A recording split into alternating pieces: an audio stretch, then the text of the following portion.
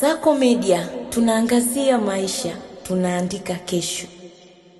Tumemtaka mkandarasi leo hii kuhakikisha kwamba anamaliza kazi hii kwa wakati. Mkataba wake unakamilika mwezi wa 7. Tumemweleza mkandarasi kwamba hatutokuwa tunafanya extension yoyote ile, kwa sababu alipewa extension ya kwanza mwezi Machi mwaka huu ili aweze kukamilisha na ndio inaenda hiyo mpaka Julai tarehe 31. Cha kuridhisha serikali ni kwamba 98% ya vifaa vyote vinavyohitajika kwa ajili ya kukamilisha mradi huu vipo hapa site. Kwa hiyo muda si mrefu tutakuwa tumeweza kuanza uzalishaji wa umeme megawati 21 kuongeza katika gridi yetu ya taifa ili kuongeza nguvu katika mikoa hii ya huku kaskazini, kwa maana pia mkoa wa Tanga. Pia tuta upgrade mitambo hapa. Mnaona transformer hizi, transformer ndogo itatoka, itawekwa transformer kubwa, lakini vile vile nyaya zile zilizokuwa zimewekwa waya zilizatoka mwaka 1964 ambazo zilikuwa pia uwezo wake wa kusafirisha umeme ulikuwa uwezo mdogo.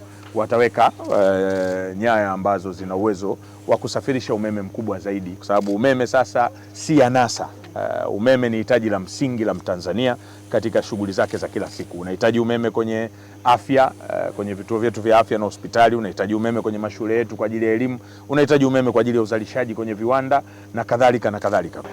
Katika ziara yake Mheshimiwa Waziri wa Nishati ameelekeza swala kubwa ni kwamba tumalize mradi kwa wakati. Kwa sisi kama TANESCO tumeyapokea maelekezo hayo na tutayafanyia kazi kuhakikisha kwamba tunamsimamia mkandarasi aweze kumaliza kazi kama ambavyo anahitajika kwenye mkataba.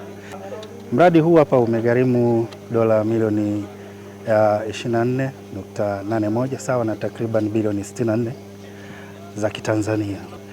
Na mpaka sasa hatua tuliyofikia ni 83%, na kazi kwa sababu tunaendelea kufanya kwa usiku na mchana, tuna uhakika tunaweza kufika ile ahadi ambayo tumeahidi ya tarehe 31 mwezi wa 7.